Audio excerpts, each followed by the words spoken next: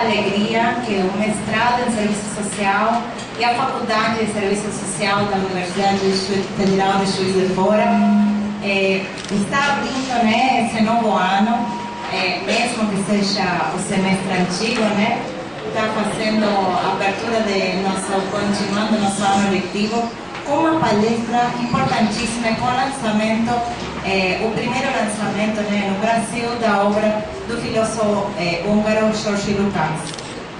Para acompanhar nesse debate, nessa apresentação, para fazer a apresentação, melhor dito, a gente vai contar com a presença, né, conhecidíssima de nosso ilustre ex-aluno e emérito professor, o professor José Paulo Neto, que nos fará uma apresentação da vida e da obra de George Lukács, assim como a gente contará com a presença, conta com a presença do Ronaldo Fortes, que foi um dos que fizeram a revisão técnica da publicação de George Lukács, junto com o professor Elcemir, né, que está aqui também, professor da pós-graduação em Serviço Social e professor da Faculdade de Administração, né, da UFJF.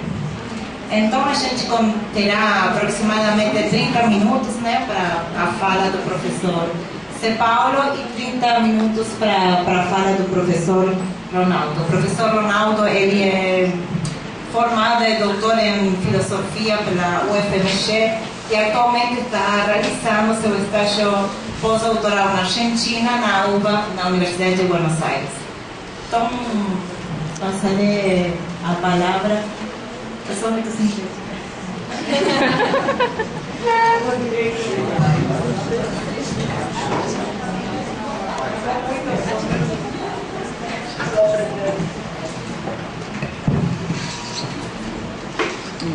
Boa noite a todos. Eu queria dizer do prazer que eu tenho de participar dessa mesa com o professor Ronaldo na apresentação do primeiro volume, são 2 volumes, da ontologia do Lukács. Ninguém mais qualificado para falar dessa obra que ele, que foi revisor técnico do primeiro volume. Nós fizemos aqui uma pequena divisão de trabalho, não é? Eu vou me encarregar de uma rápida panorâmica da vida e da obra do Lukács e vou me centrar um pouco de onde resulta esse texto, mas não vou entrar no debate desse texto, na análise desse texto, na reflexão sobre esse texto. O professor Ronaldo vai fazer isso. Quer dizer que eu estou muito honrado de estar aqui na mesa com esse revisor do Lukács, da tradução do Lukács, e estou muito feliz de estar aqui, né?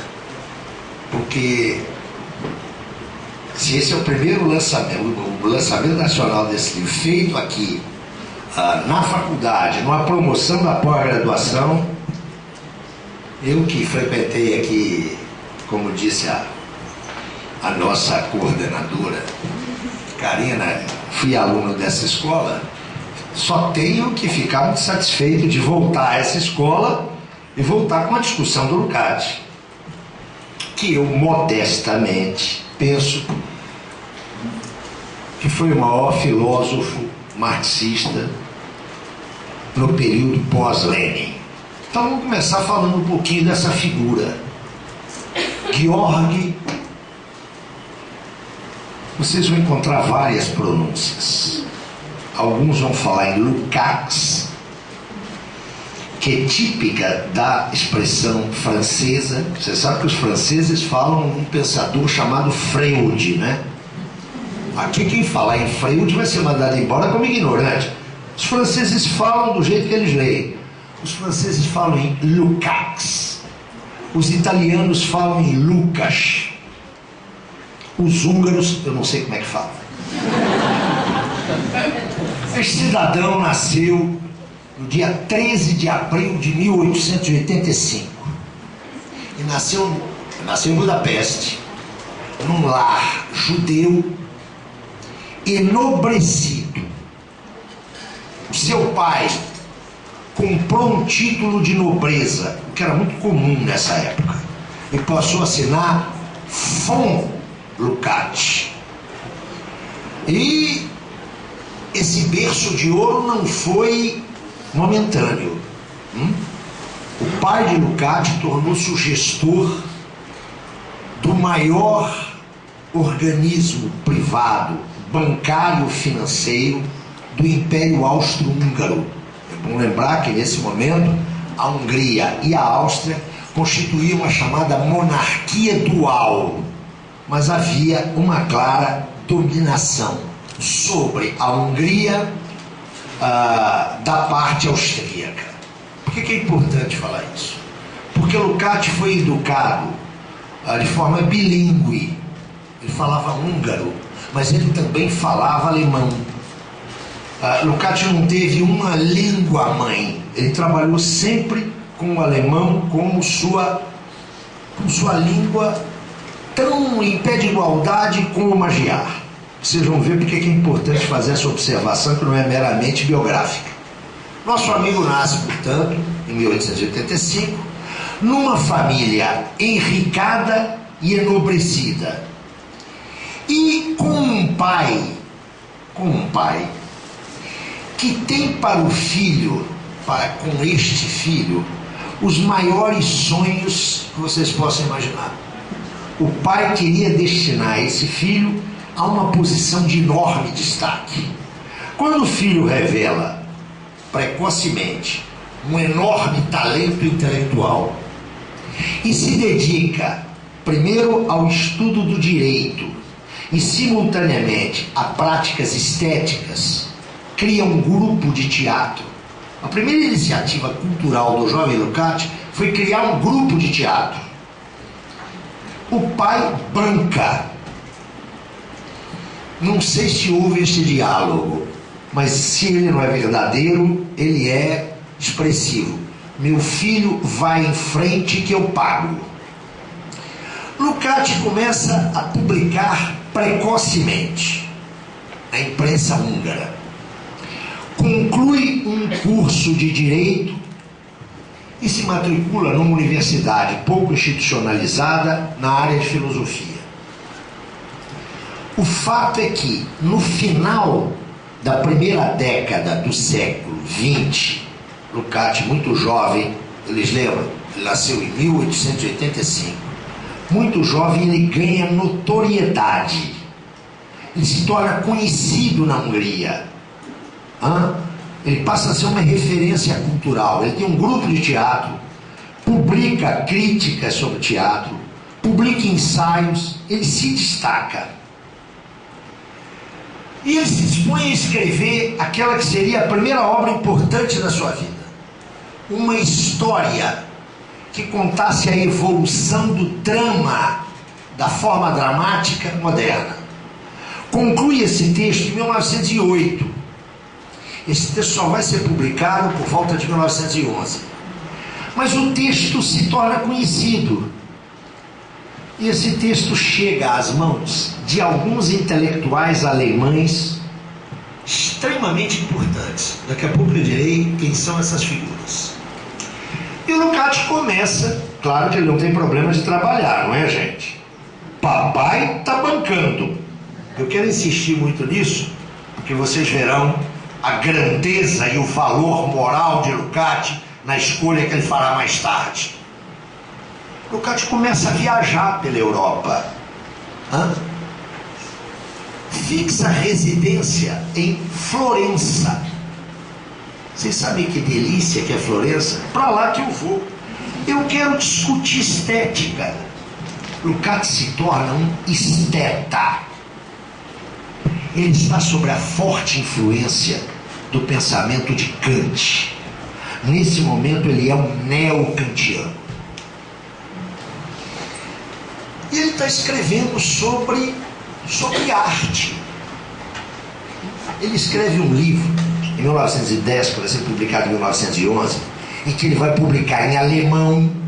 Atenção, ele vai ter agora um âmbito de audiência muito maior, que é o livro que vai dar notoriedade, A Alma e as Formas. onde ele expressa uma posição filosófica claramente neocantiana. Vai para Florença, está vivendo em Florença, onde ele tem a pretensão, e ele começa a escrever, ele tem a pretensão de escrever uma estética. E ele produz centenas de páginas, que ele vai abandonar em 1918, e que serão publicadas póstumamente. Ele morre, já vou adiantar, no dia 4 de junho de 1971, com 86 anos de idade. Quero já fazer um convite para quem quiser viver muito, entra no Partido Comunista. Né? Ninguém morre comendo 250 anos, 100. Olha o Niemeyer aí. Não é por acaso que eu entrei no Partido Comunista há muito tempo. O Lukács vai entrar tardiamente, mas com isso ele vai viver 86 anos produtivos. Ele está já conhecido em 1911 pela publicação de A Alma e as Formas, onde ele veicula a sua visão estético-filosófica neocantiana, rigorosamente neocantiana. Está lá em Florença, eu tive a oportunidade de examinar depois essa correspondência, onde ele sempre escreve ao pai pedindo dinheiro. E o velho bancando. É nesse período que ele conhece um fulano que regulava com ele a idade, que se tornaria um dos mais importantes pensadores alemães do século XX. Ernst Bloch. Escreve-se Bloch, vocês já ouviram falar. Bloch convence o nosso amigo Lukács a ir para Heidelberg, uma universidade do sudoeste alemão, onde lecionava um sujeito chamado Max Weber. Ele convence Lukács para ir para lá, sobretudo porque Bloch já havia apresentado a Weber alguns textos de Lukács. Weber fica encantado com o jovem. Lukács se desloca para Heidelberg e vai ficar lá com algumas interrupções. Quando ele volta à Hungria, ele vai ficar lá até 1916. Vai ingressar no círculo de amigos e de intelectuais mantido por Weber, onde estava reunida a fina flor da intelectualidade de língua alemã. Vai se destacar muito. Weber vai ter em Lukács um interlocutor muito mais jovem, mas que Weber vai respeitar profundamente. Mas Lukács vê em Heidelberg a explosão da Primeira Guerra Mundial. Para nós é difícil imaginar o que significou a Primeira Guerra Mundial, né? Nós já estamos acostumados com genocídio para tudo enquanto é lado. A explosão da Primeira Guerra Mundial foi um traumatismo para essa intelectualidade, né? Era o fim de um mundo. Lukács entendeu que era o fim de um mundo. E a filosofia kantiana não respondia às suas angústias, às suas perplexidades, às suas dúvidas. Por influência de Bloch, ele começa a ler Hegel. Com ele acontece aquilo que acontece com qualquer pessoa inteligente, né? Você lê Hegel, você se fascina. Ele transita rapidamente da órbita de influência do pensamento neocantiano para a órbita de influência do pensamento hegeliano. É aí que ele vai escrever a sua segunda obra importante. É nesse período lá em Heidelberg, curiosamente editada por Weber em 1916, na revista Arquivo de Pesquisa Social que Weber dirigia. Isso vai sair em livro só em 1920. É uma obra intitulada A Teoria do Romance. Está traduzida aqui no Brasil. É uma obra do período chamado Jovem Lukács. Mas a realidade não era a filosofia de Hegel. A realidade era o absurdo do genocídio da Primeira Guerra. Lukács toma uma posição francamente contrária à guerra. Vocês sabem que a posição de Weber foi inteiramente diferente, né? Weber, patriota prussiano, achou que a guerra era justa para a Alemanha. Lukács entra em pânico.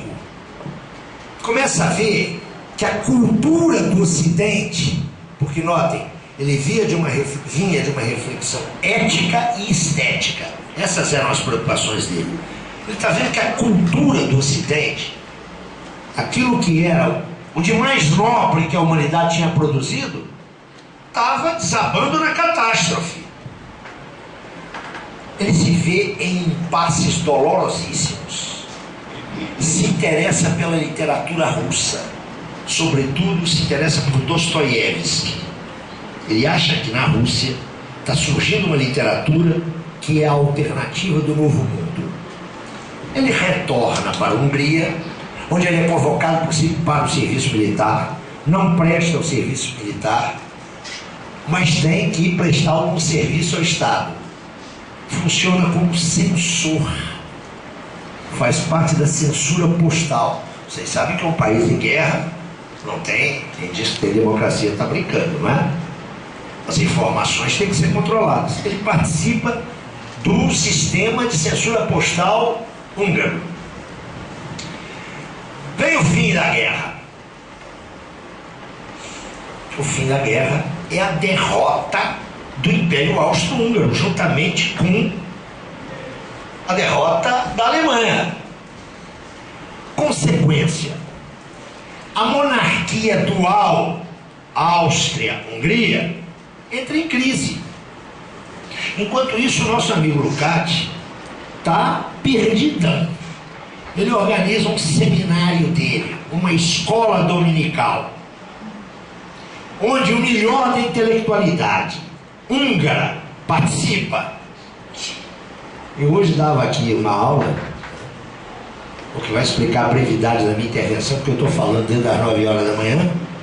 Eu falava em Karl Mannheim, um importante sociólogo, um dos construtores da sociologia do conhecimento. As pessoas acham que ele é alemão ou inglês, porque ele foi trabalhar na Inglaterra. Mannheim é húngaro. Participou da escola dominical do Lukács. Um grande crítico, um grande sociólogo da arte, eu me refiro a Arnold Hauser, participou lá dessa escola dominical do Lukács. Era um grande seminário, onde eles se encontravam e discutiam grandes temas. Mas o Lukács estava perdidão, até que explode a Revolução de Outubro, a Revolução de 1917, lá na terra do Dostoiévski.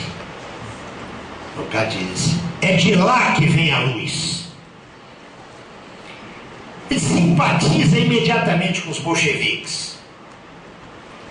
Mas atenção, esse era um pensador que vinha de uma tradição neocantiana. Passou por Hegel. Leu Marx como Marx se fosse mais um sociólogo, nada mais do que isso. E o espantou a violência dos bolcheviques. No ano seguinte ele escreve um ensaio, no ano de 1918, dizendo: olha, os bolcheviques são extraordinários. Porque vocês sabem qual foi o primeiro decreto do governo bolchevique, não é? Fim da guerra. Para o Lukács disse: olha, esses caras querem defender a civilização e a cultura. Mas diante da violência, que não foi desatada pelos bolcheviques, mas pela reação, e a qual os bolcheviques trataram de responder no mesmo nível, Lukács, em meados de 1918, escreve um artigo interessantíssimo, que tem o seguinte título: o bolchevismo, ele não falava comunismo ainda, hein? O bolchevismo como problema moral. O resumo do artigo é o seguinte: eu estou de acordo com os fins dos bolcheviques, com uma sociedade sem exploração, sem opressão, estou de acordo com tudo isso. Mas eu não posso admitir os meios dos bolcheviques. Moralmente, o bolchevismo é inaceitável para mim. Vocês sabem que, alguns são professores universitários aqui, entre a redação de um artigo e a sua publicação, medeia um tempo. Esse artigo só vai ser publicado em novembro, dezembro de 18. No dia 2 dezembro de 1918. Esse homem que meses antes escrevera que o bolchevismo era para ele um problema moral, entra no Partido Comunista Húngaro, recém-fundado por Béla Kun. Lukács dá um passo aí que vai mudar a vida dele. O filho de papai, que podia passar longos meses em Florença, vai mudar de vida. Agora mesmo vocês vão saber qual que é a vida dele. Isso ocorre em novembro. Em fevereiro, cai a monarquia austro-húngara. Cai a monarquia dual e, portanto, cai o império do qual a Hungria fazia parte.